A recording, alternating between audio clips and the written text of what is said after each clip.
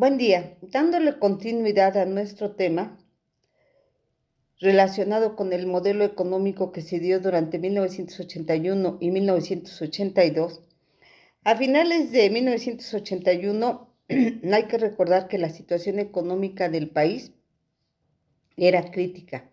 Hubo empresas que entraron en una crisis importante, así como de la mayor parte de la población, salvo aquellos que de alguna manera tenían en ese momento información confidencial y que pudieron salvar gran parte de su patrimonio.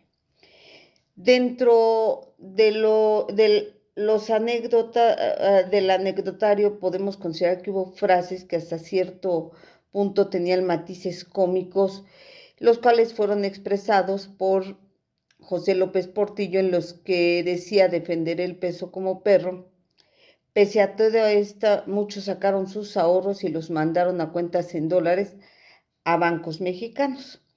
El 18 de febrero de 1982 se repitió el mismo patrón que en 1976.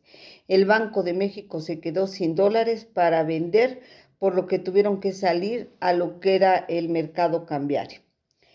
Ese histórico paso de 26.81 a 37.55 por dólar en los primeros días de agosto pasó a 48.79. Aquí se puede decir que había una devaluación del 82%.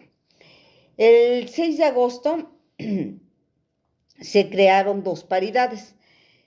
La más baja de 49.13 por dólar y servía básicamente para la conversión a pesos de los depósitos bancarios en dólares, el pago de la deuda y lo relacionado con las importaciones.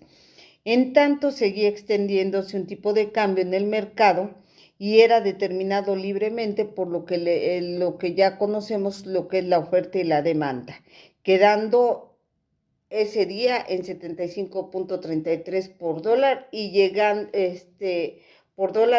el 31 de agosto a 104 pesos. Impensable. El 1 de septiembre de ese año llegó lo inimaginable, un verdadero desastre. En su último informe del gobierno, nacionalizó los bancos privados, impuso un control de cambios, prohibió legalmente lo que era el realizar las operaciones en moneda extranjera. Fue un daño que menoscababa el patrimonio de la gente, el tipo de cambio se depreció 646% y la inflación en el sexenio fue del 458%. Con la consecuente pérdida de poder adquisitivo de los salarios y la destrucción de los ahorros de una gran parte del aparato productivo nacional. Razón por la cual se tuvieron que suspender proyectos, por lo que las empresas ya habían estado trabajando. Para ello quedaron sin trabajo o gran parte de la población y tuvieron que cerrar las empresas.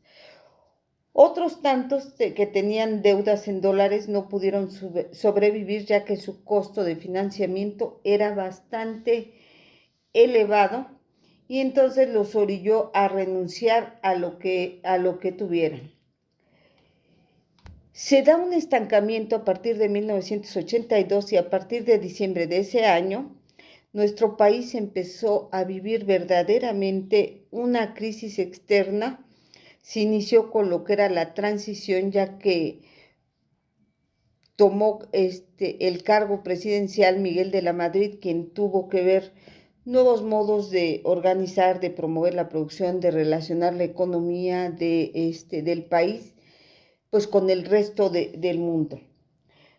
Se puso en marcha el programa neoliberal a partir del año de 1983, el cual fue definitivamente apoyado por Estados Unidos, el Fondo Monetario Internacional, el Banco Mundial, el Banco Interamericano y de Desarrollo.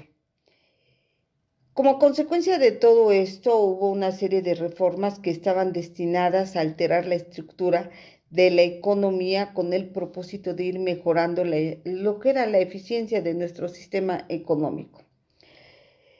Se tuvieron que redefinir las relaciones entre los factores de producción y las clases sociales. Además, hubo un reacomodo del poder. Dentro del programa neoliberal se sustentaban varios puntos, entre los que destaca pues mejorar lo que era la competitividad, estimular el libre acceso a los recursos de capital, la estimulación a lo que eran los recursos de la tecnología, promover la estructura económica más flexible, desarrollar un ambiente favorable tanto para inversionistas nacionales como para extranjeros. Se buscaba el crecimiento económico sostenido, la estabilidad de los precios y el bienestar para la población. Era un programa sin consulta democrática a la población, el cual fundamentalmente descansó en 3 reformas fundamentales, entre las que destacan la apertura hacia lo que es el exterior, es decir, ir eliminando de manera progresiva el control de tipo de cambio, firmar el Tratado de Libre Comercio de América del Norte. Esa era prioridad principal para el gobierno. Dentro de las políticas financieras y monetarias se establecieron lo que era prácticamente la cancelación de los fideicomisos, la autonomía del Banco de México, la privatización de la banca, para poder realizar lo que era la eliminación del encaje legal. Además, se redimensionó al Estado. Es decir, en este punto, en las finanzas públicas, estas debían ser progresistas, la eliminación del déficit público,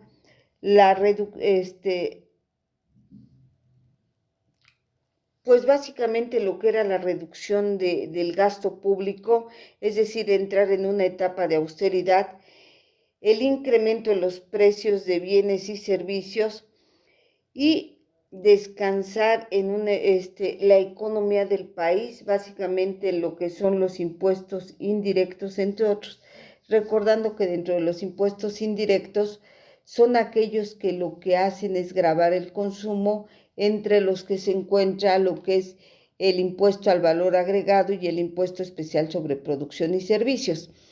Este último es de vital importancia, ya que aquí es donde vemos que se puede ir elevando el precio que tiene el consumidor final en relación a lo que es la gasolina. Que tengan excelente día, chicos.